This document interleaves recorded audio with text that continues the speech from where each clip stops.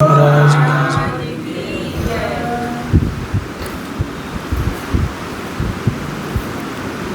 मंगल मूर्ति सतगुरु मिलवै सर्वाधार।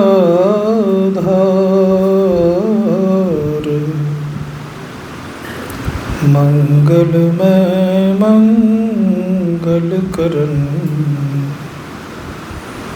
बिनवा बारंबार। धन्य धन्य सतगुरु सुखदा महिमा कही न जाए। जो कछु कहूँ तुम्हारी कृपा मोते कछु न बसाए। उपस्थित परमादरणीय साधक वृंद, समवेत समादरणीय सज्जनआदरणीय माता तथा भक्तिमती बहनों,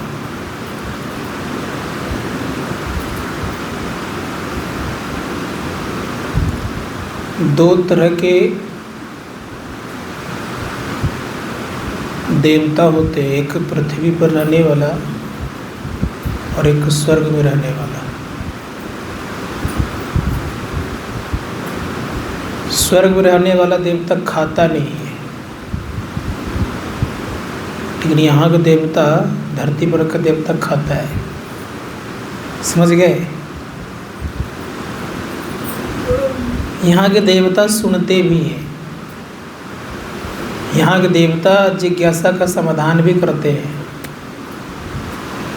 और यहाँ का देवता, धरती पर का देवता, आपके दुख का निवारण भी करते हैं। वो कौन देवता है? गोस्वामी जी महाराज कहते हैं, बंदौ प्रथम महेशुर चरना मोह जनित संशय सब हरना। का वे देवता है जो कि मोह का निवारण कर सके, सारे संशय को समाप्त कर सके, और जिनके जीवन में संशय नहीं हो। कौन सा देवता कहलाता है? गोस्वामी जी महाराज कहते हैं, इस धरती का देवता संत कहलाते हैं। इसीलिए यहाँ के देवता खाते हैं कि नहीं खाते हैं? सुनते हैं कि नहीं सुनते हैं? जिज्ञासा का समाधान होता है कि नहीं होता है? दुख का निवारण होता है कि नहीं होता है? कि धरती का पर का देवता है कौन? संत। संत किसको कहते हैं? गोस्वामी जी महाराज कहते हैं कि संत को वेशभूषा से नहीं होते, बड़ी बड़े बात करने वाले कोई संत नहीं हो जाते। आजकल मीडिया सबको संत बना देता है, समझ गए ना? जितने मीडिया है, चाहे इंटरनेशनल मीडिया हो या राष्ट्रीय मीडिया हो, सब क्या करता है मीडिया? सबको संत बना देते हैं।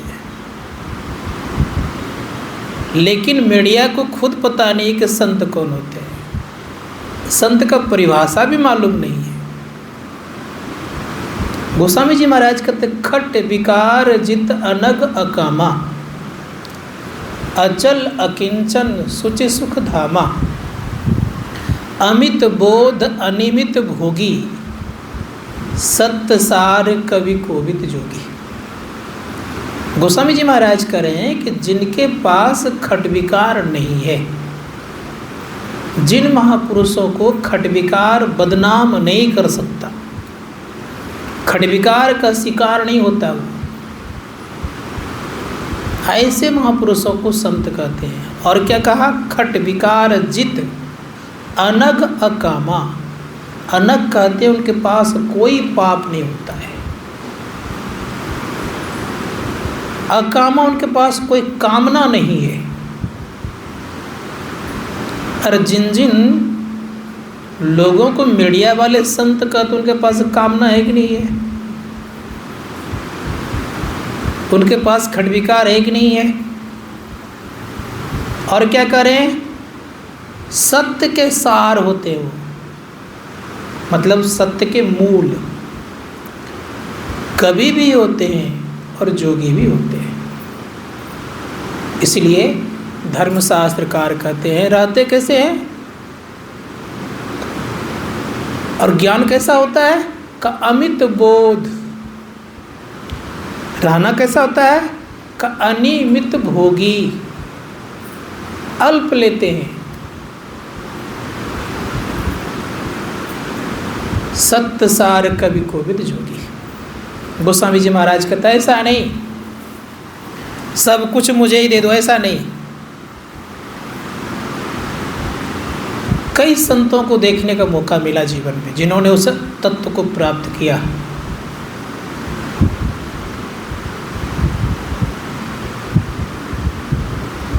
उन महापुरुषों को देखने का जब मौका मिला तो शरीर से निकलना जानते थे।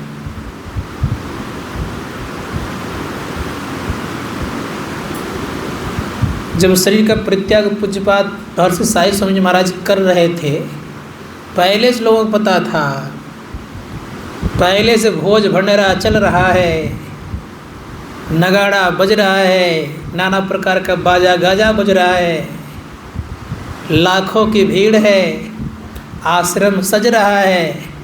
किस लिए? शरीर का परित्याग होगा। बड़े आनंद से सब कोई खा रहे हैं, पी रहे हैं। जैसे गुरु महाराज का शरीर छोड़ने का 2 दिन बचा, जिस दिन गुरु महाराज शरीर छोड़े उसके 2 दिन पहले पूछते महर्षि साई स्वामी जी महाराज कि आज कौन सा दिन है, गुरु महाराज कब शरीर छोड़े हैं। इतना ही केवल इशारा से पूछते हैं और एक करवट लिए फट से शरीर छोड़ दिए। वहाँ था। मैं तुम्हें बताना ये चाह रहा था कि संदेह कैसे होते हैं जिनको शरीर छोड़ने की अपने हाथ में ताकत हो। हाँ, पहले से घोषणा थी। कई प्रकार के बाजे गाजे बज रहे थे। उस तरह तो मैं कहता हूँ कि राष्ट्रपति की भी अर्थी नहीं उठती होगी। इतनी भीड़ लगी थी। 6 जिला के तो केवल एसपी आए थे। पुलिसों की छावनी लग गई थी। एक टस से मस होने की स्थिति नहीं थी जगह। कहीं जहाँ घुस गए तो घुस गए।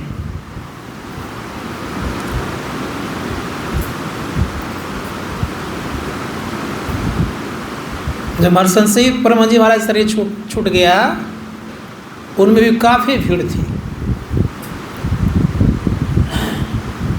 अर्थी ले जाने क्रम में रही पाइप में फंस गया था। ये संजोग से कैसे छूट गया पता नहीं तो पूरा उखड़ जाता। मेरा ये क्या बोलते हैं इसको, पूरे उखड़ जाता। फंस गया था पाइप में। इतना लगाया गया था, ब्रिगेडियर कुछ कर नहीं सकते थे। और मैं धरती पर चल उनके अर्थी को नहीं उठाया हूँ। आपको आश्चर्य लगा सुन करके। लोगों के ही देह पर टंग करके मैं गया हूँ अर्थी लेकर के। ये स्थिति, इतनी भीड़।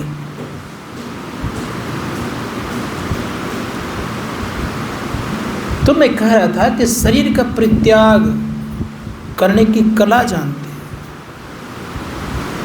हैं। उनके जीवन में कोई विकार नहीं होता है। समदर्शी होते हैं। आजकल समदर्शी दिखते हैं लोग आपको। समदर्शी होते हैं। और ये प्रत्येक सत्संगों के अंदर में भाव होना चाहिए। जिन किसी को कुछ खिलाएं तो सबको खिलाएं, ये भाव होना चाहिए। ये भाव रहेगा तो बड़ा अच्छा रहेगा।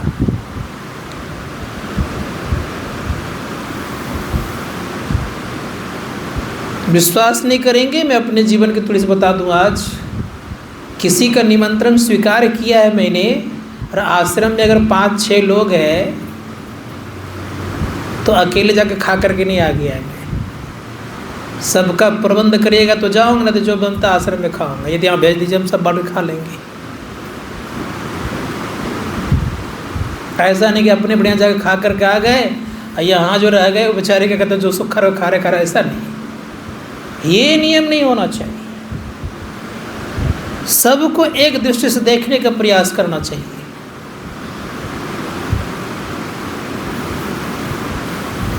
तो मैंने देखा है जीवन में संत महात्माओं को कैसे होते हैं, उदार, और वो अंतर्जामी भी होते हैं, याद रखिएगा। गुरु महाराज कहते हैं, सद्गुरु सुख के सागर, शुभ गुण आगर, ज्ञान उजागर है, अंतर पथगामी, अति नियकामी, अंतर्जामी हैं। जो संत सद्गुरु होते हैं वे अंतर्जामी होते हैं, मन की बात जानते हैं। दूसरी बात, बड़े ही दयालु होते हैं, दया के सागर होते हैं वो। इसलिए धर्मशास्त्रकार कहते हैं कि जो संत सद्गुरु होते हैं बहुत दयालु होते हैं। कितना दया उनके अंदर में है। एक प्रसंग सुनाता हूँ मैं आप लोगों को, सुनाया भी कभी होगा। एक नाव पर एक महात्मा जी बैठ गए और 2-4 विद्यार्थी शरारती समझते हैं, जो उदंड टाइप का होता है, वो भी सवार हो गया। महात्मा जी की दाढ़ी बड़ी बड़ी थी, बाल भी बड़ा बड़ा था। अब क्या करे? तो विद्यार्थियों के मन में हुआ शरारती करने की भावना। तो वो क्या करते हैं, पीछे से बाल को खींच लेते हैं, एक वो आगे से दाढ़ी खींच लेते हैं। कभी पीठ में पेन भोग दे, कभी कपड़ा खींच दे। इन एवं प्रकार से महात्मा जी को तंग करने लग गए, परेशान करने लग गए।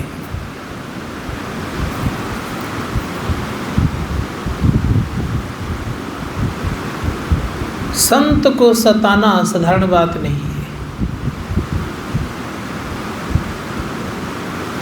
संत बर्दाश्त कर लेंगे, लेकिन वो बर्दाश्त नहीं करेंगे। आकाशवाणी होती है कि हे महात्मा, अगर आपकी आज्ञा हो तो मैं नाव को ही पलट दूं। भगवान भी उनकी आज्ञा, मतलब संतों की आज्ञा के बिना भगवान भी कुछ नहीं कर सकते हैं। अब स्थिति यह बन गई, 3 बार आकाशवाणी हुई। और 3 बार जब आकाशवाणी हुई तो तीसरे बार आकाशवाणी में कहते हे महात्मा, अगर आपकी आज्ञा हो तो मैं नाव पलट दूं। महात्मा जी कहते हैं कि हे प्रभु, अगर पलटनी ही हो तो इन लोगों की बुद्धि को न पलट दीजिए, नाव को क्यों? दुख सह करके बुद्धि के पलटने की बात करें, सद्बुद्धि हो जाए, ये कामना कर रहे हैं।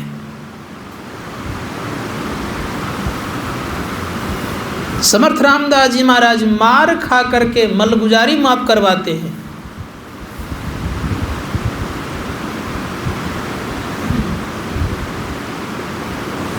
और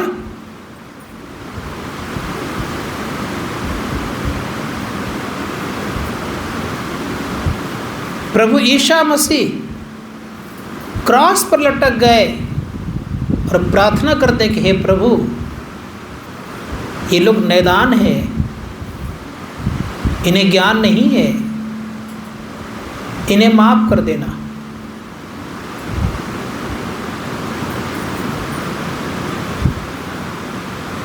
गुरु महाराज को ले लीजिए, परम पूज्य गुरुदेव को पीछे से झोपड़ी में आग लगा दी गई, आगे से तलवार लेके खड़े हैं और तलवार उठा रह गया। गुरु महाराज निकल गए, लेकिन जब उनकी जीवनी लिखाने लग गया तो जीवनी लिखने वाले कहते हैं, गुरुदेव जिस गांव वाले ने आपको सताएगा तो उस गांव वाले का नाम दे दूं? का गांव का नाम नहीं देना, बदनाम हो जाएगा गांव का। प्रखंड का नाम दे दूं? का नहीं, प्रखंड का नाम नहीं देना।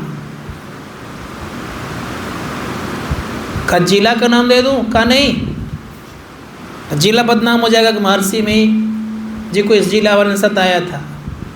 नाम तक नहीं देने, दिखा इतना खाली लिख दो कि ऐसी घटना घटी थी। ये नाम तक नहीं देने दिए, गांव का नाम नहीं देने दिए और जिला तक का नाम नहीं देने दिए। सोचिए, भगवान महावीर को एक गाय चराने वाले ने कहा कि मैं जा रहा हूं भोजन करने, तू गाय को देखना। भगवान महावीर समाधि में थे, ध्यान साधना में तल्लीन थे। उसको क्या पता कि क्या है नहीं है, कहा देखना हम गाय चराने गाय को देखते रहना, मैं भोजन करने जा रहा हूँ। संजोग से गाय सब चली गई फसल खाने के लिए। उस समय अड़घड़ा चलता था, मालूम है अड़घड़ा? सारे गाय को हाँक करके अड़घड़ा में भेज दिए। अब इसको इतना गुस्सा आया कि एक हाथ का कील स्पष्ट होकर इस पार कर दिया। उनके अनुयायियों ने कहा कि आपकी आज्ञा हो तो मैं दंड उसको दूं। कहा अगर उसको ज्ञान होता तो मुझे ये काम करता हो। ये है संत का हृदय। गोस्वामी जी महाराज का तो संत हृदय नवनीत समाना, कह कवि पे कहीं न जाना। कहा कि कवियों को कहने नहीं है। कवि ने क्या कहा? संतों के हृदय मक्खन की तरह होता है। तो गोस्वामी जी महाराज कहता मक्खन की तरह कहने के लिए नहीं आया उसको, इसलिए कि निज प्रताप द्रवही नवनीता, पर दुख द्रवही संत सुपुनीता। मक्खन को आग लगाएंगे ना, पिघलने लग जाएगा, लेकिन संत अपने दुख से नहीं पिघलते, दूसरे के दुख से पिघलते। ये स्थिति होती है। इसीलिए गोस्वामी जी महाराज कहते हैं कि जो संत होते हैं तो कैसे होते हैं? उन्होंने कहा कि बड़ा ही उदार होते हैं और खटविकार जित तो होते ही हैं। लेकिन और बात कहते हैं, उपनिषदकार कहते हैं कि उनके जीवन में कोई संशय नहीं होता है। और क्या नहीं होता है? कि उनको कोई कर्म नहीं लगता है, कोई कर्म नहीं लगता उनको। उनकी दृष्टि कैसी होती है? का परे से परे। इसीलिए कहा विद्यते हृदय ग्रंथिस्य छिद्यन्ते सर्व संशया क्षीयन्ते चास्य कर्माणि तस्मिन् दृष्टि परावरी। दृष्टि उनके परे से परे होती है,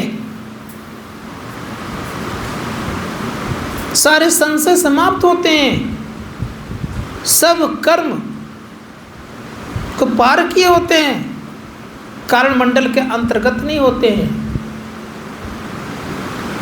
और उनको कोई कर्म लगता भी नहीं है।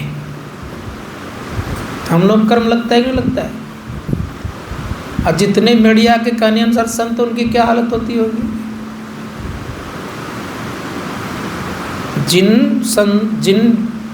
जिन संतों को मीडिया करे संत है, उनको कर्म लगता नहीं लगता होगा?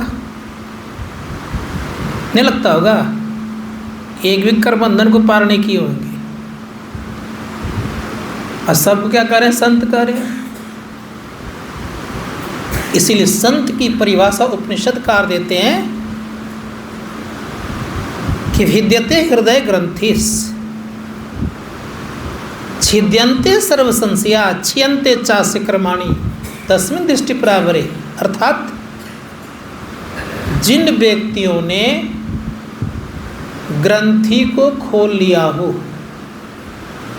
भेदन कर दिया हो। ग्रंथि कितने हैं? हाँ, एक है कि दो है? दो। अब कोई दो कोई एक, कितने हैं भाई? बोले तो एक आदमी कोई।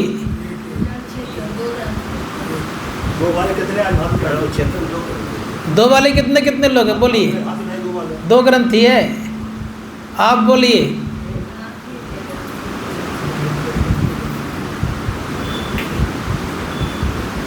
अरे भाई, ग्रंथि तो एक ही ना है कि दो है? जड़ और चेतन, मतलब एक काला धागा और एक उजला धागा, दोनों को मिला के बांध कितना हो गया? ग्रंथि गांठ कितना हुआ? एक ही गांठ न हुआ। लेकिन प्राय जगह सुना है कि दो ग्रंथि है कितने? एक। याद रखिएगा आज किस किस चीज को मिला के ग्रंथि बनाए? तो गोस्वामी महाराज कहते हैं जड़ चेतन मिला करके ग्रंथि बना है। खोलना, जैसे खोल देंगे, भेदन कर देंगे, तो काला धागा अलग हो जाएगा और उजला धागा अलग हो जाएगा। बात समझ आ गई? संत महात्मा गण कहते हैं कि जिस दिन खोल दीजिएगा उसी दिन अपना पहचान कर लीजिएगा। इसलिए कहा विद्यते हृदय ग्रंथिस छिद्यन्ते सर्व संशया। कोई संशय नहीं रहेगा आपके जीवन में कि परमात्मा कहाँ मिलेंगे, नहीं मिलेंगे, कैसे मिलेंगे, कोई संशय नहीं रहेगा। एक भी संशय नहीं रहेगा आपके जीवन में। क्षीयन्ते चास कर्माणि, कोई कर्म आपके ऊपर नहीं रहेगा। खाएंगे, पिएंगे, उठेंगे, बैठेंगे, चलेंगे, कोई कर्म नहीं रहेगा। और दृष्टि कैसी होगी? तस्मिन् दृष्टि परावरे, अर्थात परे से परे, पांचवी दृष्टि प्राप्त हो जाएगी, जिसको हम आत्मदृष्टि कहते हैं। संत महात्मागण कहता आत्मदृष्टि से ही अपना पहचान होता है। लोग अपना पहचान करते हैं। आत्मदृष्टि बिना अपना पहचान संभव नहीं है। दिव्य दृष्टि से माया का दर्शन होता है।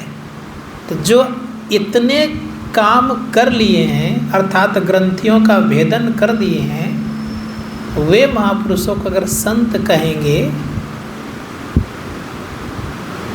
तो मान्य है। लेकिन जिन्होंने इतना काम नहीं किया है तो मान्य नहीं है। इसीलिए गुरु महाराज क्या कहते हैं? शांति, स्थिरता, निश्चलता को जो प्राप्त कर लेते हैं उसे हम क्या कहते हैं? संत। दूसरे शब्दों में परिभाषा देते हैं गुरु महाराज, कहते जीवित अवस्था में सभी आवरणों को जो पार कर गए हैं और शब्दातीत पद में जो अपने आप को अवस्थित कर लिए हैं, ऐसे महापुरुषों को संत कहते हैं। इस परिभाषा के अनुसार जितने मीडिया वाले सबको संत बनाए हैं, एक भी इसमें आते हैं?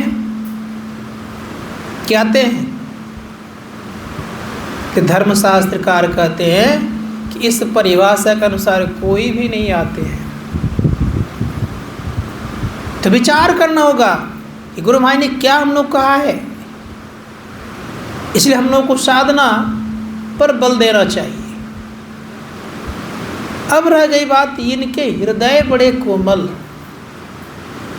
ये बड़े दयावान, सब जीवों का कष्ट हरने का काम करने का स्वभाव रखते हैं। इसीलिए पुकार पुकार कहते हैं, जीव उद्धार का द्वार पुकार कहा, घट भीतर ही सत्संतों ने पुकार पुकार कर रहे हैं। और कब से पुकार कर रहे हैं? जब से संसार बना है तब से संत चिल्ला चिल्ला के कह रहे हैं। क्या कह रहे हैं? कि जीवों का उद्धार का द्वार कहाँ है? घट के भीतर में है, शरीर के भीतर में है। कितने लोग सुन पा रहे हैं?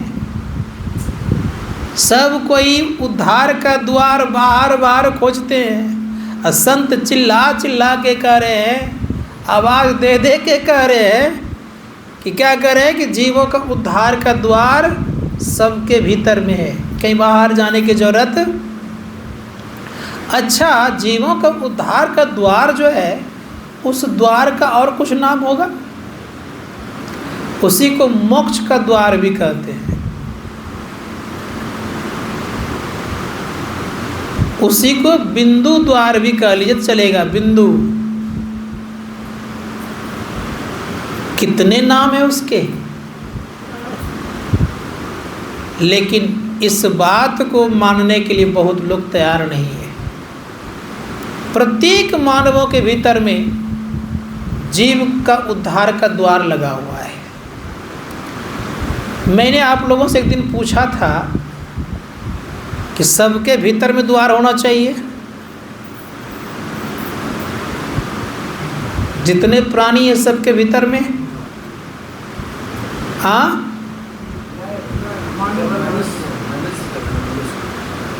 मनुष्य, दानव और दानव के अंदर में है, क्योंकि दानव हमारे आपके तरह ही दिखते हैं। ऐसा नहीं समझे उनको बहुत बड़ा सिंह है वगैरह, ऐसा बात नहीं हो। तो टीवी वाला बना देता अलग बात है, ऐसा कुछ नहीं है। अभी तो घर घर लगभग मोटा मोटी दानव मिल जाएंगे कोई कोई आपको। पहले तो रावण एक था, अभी तो घर घर रावण दिखते हैं।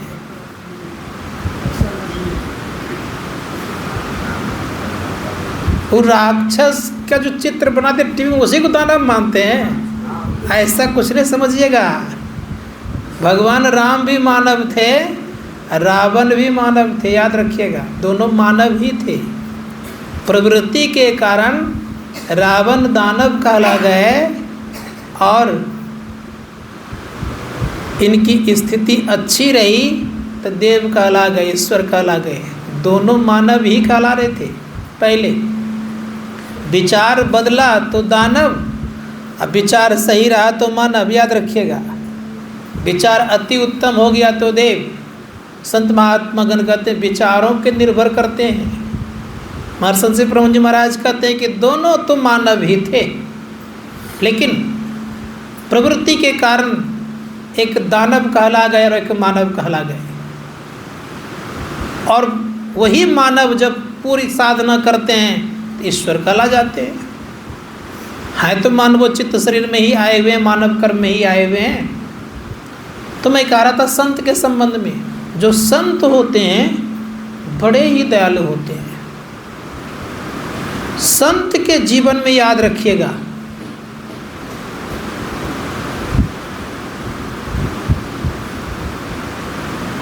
एक स्थिति बनती है कि वो चाहे तो कुछ भी कर सकते हैं। कुछ से तात्पर्य है कि उनके द्वारा प्रकृति बस रहती है। संत के द्वारा प्रकृति बस रहती, प्रकृति को जीते होते हैं संत। क्योंकि प्रकृति पार है कौन? प्रभु परमात्मा। और उनको प्राप्त किए होते हैं तो प्रकृति तो बस होना स्वाभाविक सी बात है, उसका अधीन तो होंगे ही। उनको सर्दी गर्मी ठंडा बरसात नहीं लगता। किनको? संत को, याद रखिएगा। वो अगर चाहें तो ठंडा गर्मी बरसात कोई भी उसको असर नहीं करेगा, कुछ भी असर नहीं करेगा।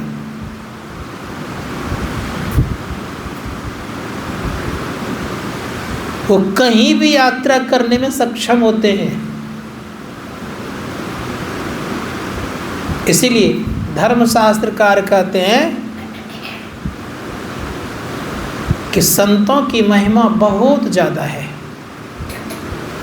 भगवान बुद्ध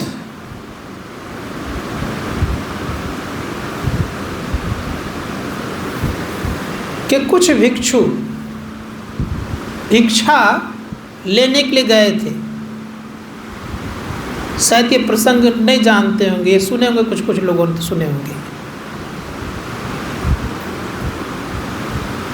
उनके दो शिष्य, भगवान बुद्ध के दो भिक्षु गए भिक्षा लेने के लिए। और ग्रामीणों ने बड़ा उपहास किया, हट्ठा कट्ठा है, भिक्षा मांग के खाता है, जाओ भिक्षा नहीं देंगे।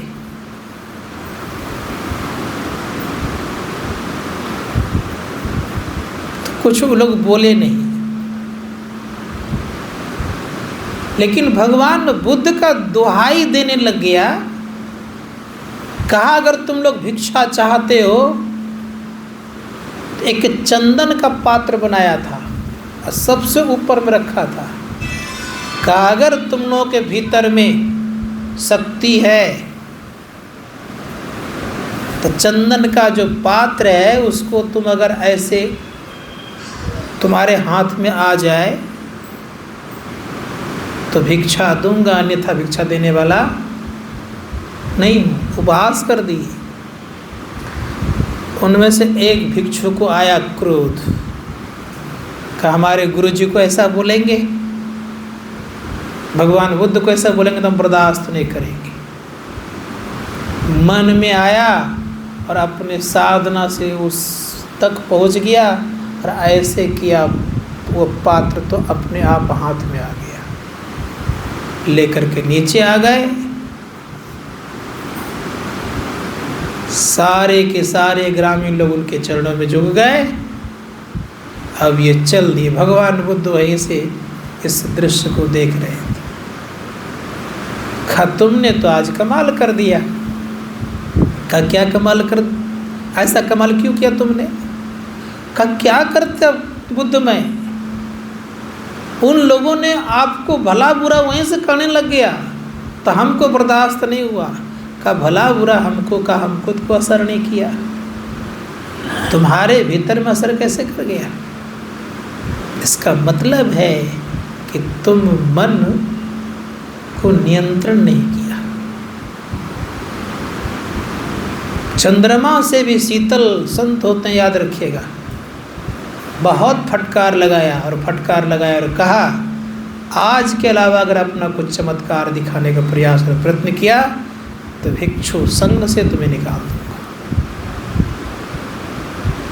अब सोच के देखिए, चंदन का पात्र ऐसे आ गया, छुआ तक ने उसको, बुलाया है कि जड़ पदार्थ है। संत ज्ञानेश्वर का नाम सुने होंगे। संत ज्ञानेश्वर बड़े उच्च कोटि के महापुरुष, मात्र में 14 वर्ष के, ज़्यादा दिन के नहीं।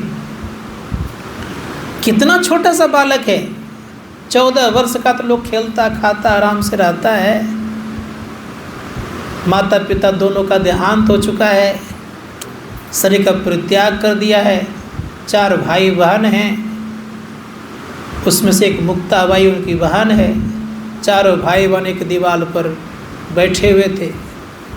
पठान सबका जो गुरु था चांगदेव जी महाराज थे। 1400 वर्ष वाले थे, 1-2 वर्ष आयु नहीं, 1400 वर्ष। यहाँ कितना दिन हो रहा है? 14 वर्ष। दोनों में कितनी दूरी है, कितनी लंबी आयु इनकी है। नन्हा सा बालक 14 वर्ष वाला, उस चांगदेव को पठान लोगों ने बहुत पढ़ा चढ़ा करके, बोल बाल करके क्रोध दिला दिया। एक पत्र लिखा चांगदेव जी महाराज ने, उसमें कुछ भी नहीं था, ना आशीर्वाद था ना अभिवादन था, कुछ भी नहीं था।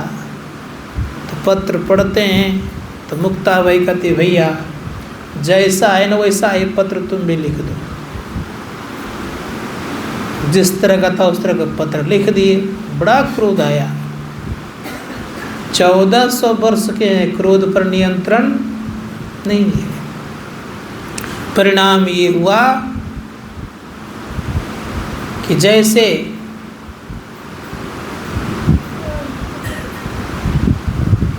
क्रोध उनको भड़काया तो आवाहन किया सिंह को। सिंह आ गया, हाथ में विषधर सर्प नाग आ गया, नाग का चाबुक बनाया और सवार किस पे हुआ? सिंह पर। और सिंह पर सवार होकर के चला मिलने के लिए, किससे? संत ज्ञानेश्वर से। अब जब मिलने के लिए चला तो उसके मन में था कि मैं सर्प फेंक दूंगा तो दंश कर लेगा उन चारों को, उसकी मृत्यु हो जाएगी और फिर मेरा जय जयकार समाज में जो होता ही रहेगा। क्योंकि उन लोगों ने कहा था, पठान लोगों ने कहा था कि उनके बहुत शिष्य हो गए, बहुत मानने वाले हो गए हैं, आपको बहुत लोग नहीं मानेंगे। जैसे इस बात को कहा था और क्रोध भड़क गया। कुछ दूर में चारों भाई बहन एक दीवार पर बैठे थे, मिट्टी के दीवार पर चारों भाई बहन बैठे हुए थे। अब स्थिति यह होती है कि सर्प को फेंक दिया तो सर्प फूल का हार बन गया, माला बन गया, उनके गला में चला गया। जब गला में चला गया तो दृश्य देख करके आश्चर्यचकित हो गए। अब मुक्ताबाई कहती कि भैया वो आ रहा है तो उसकी अगुवानी के लिए को उपाय करो। तो जिस दीवार पर उसी दीवार कहता दीवार चल, तो दीवार चल दिया। अब दीवार जब चलने लग गया तो चांगदेव देख करके आश्चर्यचकित हो गए। हम तो चैतन्य को लेकर के जा रहे हैं और ये तो जड़ को करे चलने के लिए। इनकी शक्ति कौन सी है? मिट्टी तो जड़ ही है ना, का ये कौन शक्ति है जो उनके क्रोध अर्थात अहंकार का मर्दन हुआ? सिंह पर से उतर करके साष्टांग दंडवत प्रणाम किया। किनको? संत ज्ञानेश्वर जी महाराज को। और उनसे शिक्षा दीक्षा भी उतने समय में ले लिया। और उसी समय उन्होंने निर्णय लिया था कि 14 वर्ष पूरे हो गए हैं, अब मुझे समाधि लेनी है। एक गुफा में प्रवेश किया और इन्होंने संत चांगदेव कह लीजिए, इन्होंने उसके द्वार को बंद किया। उसके बाद फिर अपने कार्य में लग गए। अब सोच सकते हैं कि जो संत होते हैं वो किसी को आदेश देंगे तो चल पड़ेगा। इसलिए प्रकृति वश किए होते हैं संत। संत महात्मा गण कहते हैं कि प्रकृति को जो वश किए होते हैं, प्रकृति उनके अधीन। इसीलिए आपको पता होगा कि जब कहानी तो मालूम है ही, केवल याद दिला रहा हूँ कि जब गुरु महाराज के दर्शनार्थ हेतु एक व्यक्ति आए थे जिनको कि सजा होने वाली थी, तो क्या क्या गुरु महाराज ने मौज में आकर इसको बांध दो। तो पहले अब बांध दिए खूब बढ़िया से और धूप में लटा दिए। अपने क्या घर में रह गए? अपने भी कहा चलो व्हीलचेयर में चलाओ। कड़ाकी धूप में अपने भी पूरे 1 घंटा घूमे। घूमने के बाद उधर से जब आए कहा इसको खोल दो। जैसे खोला का भागो यहाँ से, तो भागा तो ऐसा भगा दिया कि फांसी का फंदा ही अर्थात केस को ही मिटा दिया। तब उनको ज्ञान हुआ कि अरे गुरु महाराज तो थोड़ी सी ज़्यादा करके हमारा बहुत बड़ा काम करते। तो मैं कहना ये चाह रहा था कि स्थिति को देखिए, किसी चीज़ को उनको बदलने में देर नहीं लगती है। संत कबीर साहब को ही लीजिए। संत कबीर साहब कैसे महापुरुष, उस समय के एक प्रकांड विद्वान थे। उनका नाम सबको जानते, सर्वाजित पूरा फेमस हो गया था। उनकी माँ जो थी कबीर साहब की शिष्या थी। सब कोई कहते थे सर्वाजित, लेकिन माँ नहीं कहती थी। तो एक दिन सर्वाजित कहते कि माँ सभी को हमको सर्वाजित कहते, तुम भी क्यों नहीं कहती? तुम भी कहा करो। माँ कहती कि मैं तुम्हें सर्वाजित नहीं कह सकती। कहा क्यों? कहा कारण ये है कि अभी कबीर साहब है, उसको तुम अगर हरा दोगे ना तब तुमको मैं सर्वाजित कहूँगी। तो सर्वाजित कहते हो तो पढ़ा लिखा नहीं, अनपढ़ है, उससे क्या शास्त्रार्थ करना है। कहा उनसे जाओ शास्त्रार्थ करके हराओ उसको, तब तुमको सर्वाजित में कहूँगी। कबीर साहब के पास गए तो कबीर साहब के पास ऐसे तैसे नहीं गए तो कुछ लाद करके गए, बैल पर पूरा पोथी पतरा लाद लिए गए वहाँ। तो गए तो एक कुआं था, उस कुआं पर कुछ माताएं लोग पानी भर रही थी। उन्हीं से पूछते हैं ये कि कबीर साहब घर किधर है। तो माता जी को पहली बड़ा सुंदर सुना देती है एक दोहा, कबीर का घर शिखर पर जहाँ सिलहली गए, अब पौना टिका पिपिल का पंडित लाधे बैल। अब उसको ये बात समझ में आई नहीं, का क्या बोल रही हो। तो जब कबीर की उतनी सी बात नहीं, कबीर के आसपास के पड़ोसी की ये बात जब नहीं समझ पाए तो उनसे क्या शास्त्रार्थ करेंगे। जब नहीं समझ पाए ये सर्वाजित, इशारा कर देती हैं कि बगल में घर चले जाइए। अब वहाँ गए तो कहा कि भाई हम शास्त्रार्थ करने आपसे आए हैं। कबीर साहब कहते देखिए मैं तो पढ़ा लिखा हूँ नहीं, मसी कागज छुइयो नहीं, कलम गइयो नहीं हाथ, मुझ शास्त्रार्थ क्या करेंगे।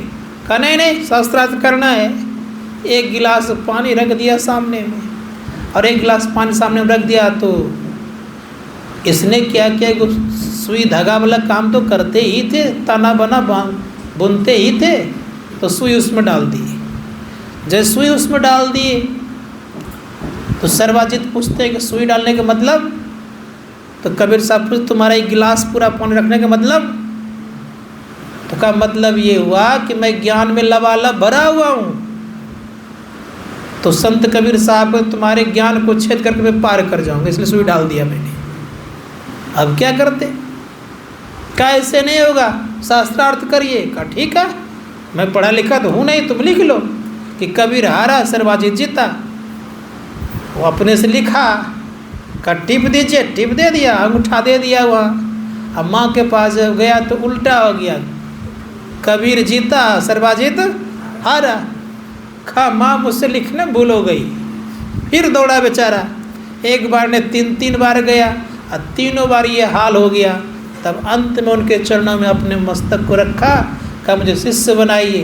और शिष्य जब बनाया गया तो याद दिला दूँ आपको, जितने भी ग्रंथ की रचना हुई है सारे ग्रंथों की रचना सर्वाजित ने की है, लेकिन कहीं अपना नाम तक नहीं दिया। इतना बड़ा त्याग।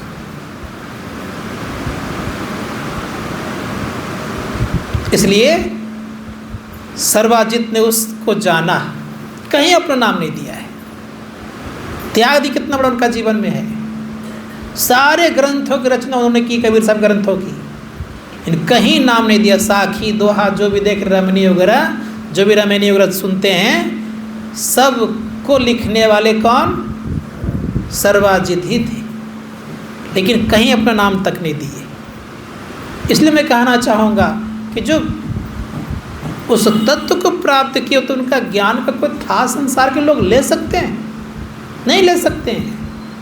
इसे धर्मशास्त्रकार कहते हैं कि उस ज्ञान के लिए हम लोगों को चलना चाहिए। उसी ज्ञान को प्राप्त करने गुरु मानी युक्ति बता दिए हैं। जब अपने आप को जानोगे तो सब ज्ञान आ जाएगा, कोई ज्ञान छिपा हुआ नहीं रहेगा।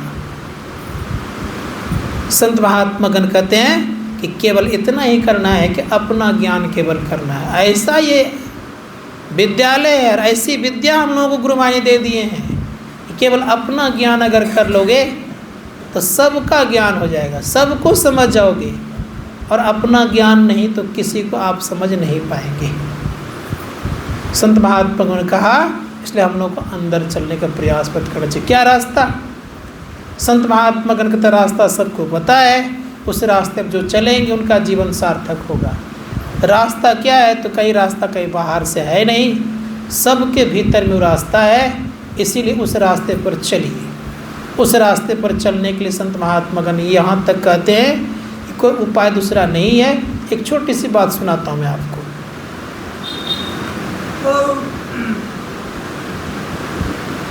संत गुलाल साहब कहते हैं कि उलटना चाहिए, हम लोगों को उलटने का प्रयास करना चाहिए, लेकिन ये गुरु कृपा होगा तभी आप उलट सकते हैं, अन्यथा संभव नहीं है। इसी धर्मशास्त्रकार कहते हैं संतों की कृपा चाहिए। संत सबसे बड़े होते हैं, इसलिए उनकी कृपा बिना काम बनेगा नहीं। हम आपका कृपा कैसे प्राप्त होगी? तो धर्मशास्त्रकार का तो उनके अनुसार आप चलना प्रारंभ कर दीजिए, कृपा अपने आप होने लग जाएगी। चलेंगे नहीं और बहुत कोशिश कर कृपा हो जाए तो संभव नहीं है, क्योंकि पात्र को ही कुछ दिया जाता है। सबको दे दीजिएगा तो उनके पास ठहरेगा भी नहीं। ये धर्मशास्त्रकार कहते हैं कि पात्र बन जाइए, अपने आप मिलना शुरू हो जाएगा। जैसे एक महात्मा जी थे, महात्मा जी भिक्षा से अपना जीवन यापन चलाते थे, जीवन जिंदगी उनकी चलती रहती थी इसी तरह से। तो भिक्षा मांग करके खाते पीते थे। तो एक माई के यहाँ भिक्षा लेने के लिए जब गए तो माई बड़े प्रेम से कहती है कि बाबा कुछ उपदेश कर दीजिए।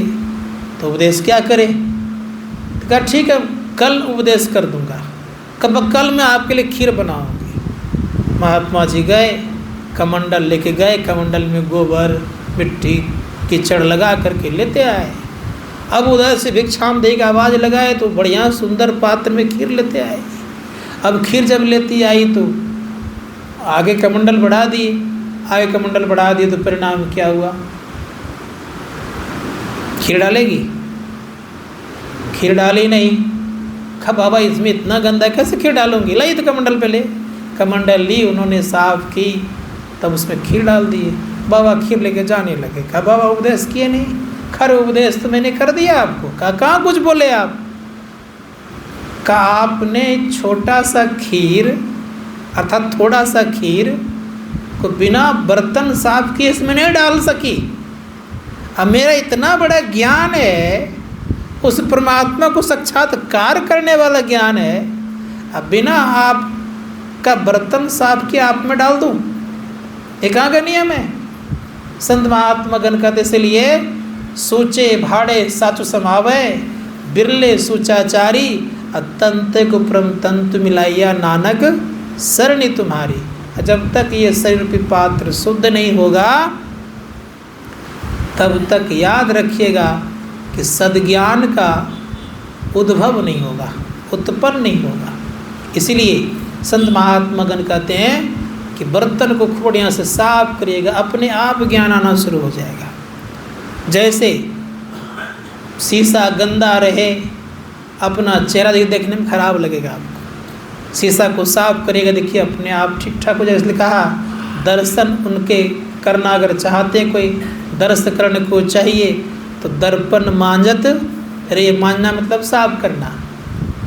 दर्पण लागी काई, दर्श कहाते पाई। संत महात्मा गण कहते मन रूपी दर्पण को साफ करना अगर चाहते हैं, अगर चाह लें तो दर्शन होना स्वाभाविक है। मन में मलिनता रहेगी तो ना आप गुरु मूर्ति का दर्शन कर पाएंगे, ना आपकी दृष्टि टिकेगी, ना आपको शब्द की सुनाई पड़ेगी। इसीलिए मन की मलिनता बहुत जरूरी है।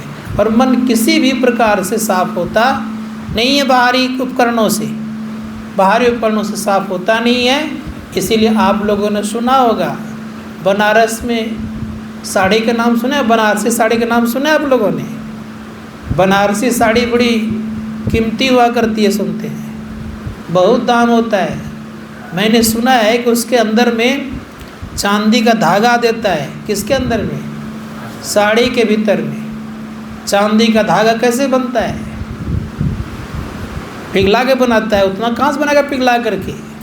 सुनते कि रड बनाता है और एक बंकनाल के तरह होता है, उसमें देख खींचता है उसको, तब फिर उसको पिरोया जाता है, उसमें साड़ी में घुसाया जाता है।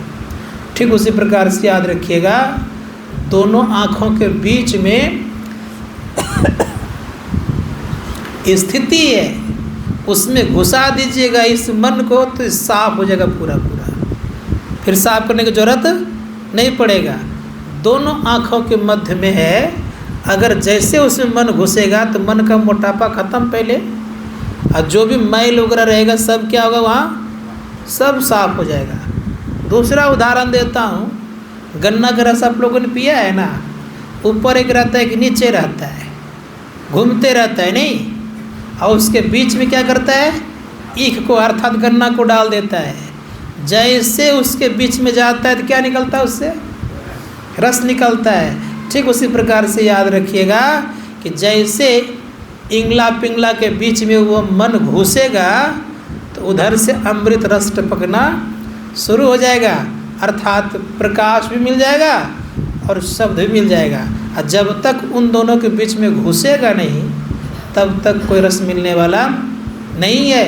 इसलिए प्रयास कीजिए कि हम दोनों के बीच में अपने को छिपाएं, अर्थात प्रयास करें प्रवेश कराने का। इसलिए कहा दाहिने सूर्य चंद्रमा बाएं तिनके बीच छिपाना है। अर्थात क्या छिपाना है भाई, ये दृष्टि को उसके तरफ ले जाना है। और दृष्टि जहाँ जाएगा तो मन भी जाएगा, अब मन जाएगा तो स्वाभाविक है कि मन की जो स्थिति है वो ख़त्म हो जाएगी। परिणाम ये होगा कि आप बिल्कुल आराम से ज़िंदगी सुख में बना लेंगे, परम कल्याण को प्राप्त करेंगे। तो अब विशेष इजाज़त नहीं देता है, बोलिए प्रेम से